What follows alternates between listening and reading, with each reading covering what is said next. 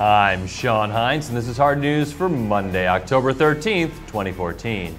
We might be reaching the halfway point of October, but that hasn't stopped Nintendo from declaring it the month of Donkey Kong. I mean, after the year of Luigi, we all thought that the year of Yoshi would be a sure bet. I mean, dinosaurs are fucking awesome, right? Nope, Nintendo's all about them giant apes, as DK and the crew are going to be taking over Virtual Console on Wii U and 3DS. Every Thursday for the next 3 weeks, one installment of the Super Nintendo Donkey Kong Country Trilogy comes to Wii U, and one installment in the Game Boy Donkey Kong Land Trilogy comes to 3DS. In order to tie the whole promotion together, both Donkey Kong Country Tropical Freeze and Donkey Kong Country Returns 3D are discounted at 33%, so long as you buy one of the Virtual Console games on their respective platforms.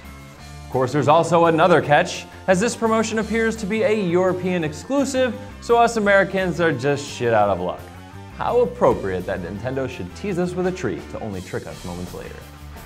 Speaking of Halloween, the weekend held a bunch of news surrounding the Resident Evil franchise, some of it official and some not so much. Let's start with the official news out of New York Comic Con, where producer Michiru Okabe revealed that the PlayStation versions of Resident Evil Revelations 2 would be gaining access to exclusive content. A pre-order for PS3 or PS4 will net players access to the Raid Mode Throwback Pack, a collection of stages from previous Resident Evil titles that players can run to earn additional BP, loot, and experience. No word on any bonus for any of the Microsoft platforms. Then you have a rumor coming out of Variety pointing to a German company producing a spin-off TV series for the franchise.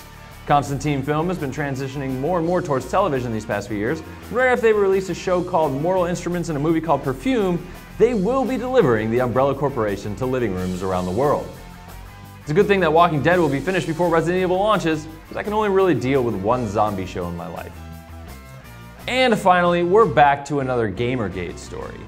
The developer of Revolution 60 and a vocal opponent of the movement, Brianna Wu was unfortunately a victim of doxing over the weekend.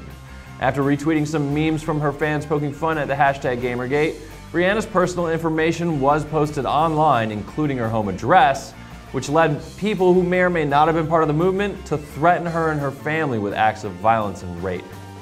She reached out to local police, and on their advice, she is no longer at her home address. Additionally, Wu may have evidence that her company's financial accounts are also being tampered with, and the FBI is investigating. Regardless of which side of the fence you're on when it comes to the ethics of games journalism, it is universally understood that this sort of behavior is unacceptable. I hope the guilty are brought to swift justice, and this game dev and her family can go home safe. I'm Sean, and that was Hard News.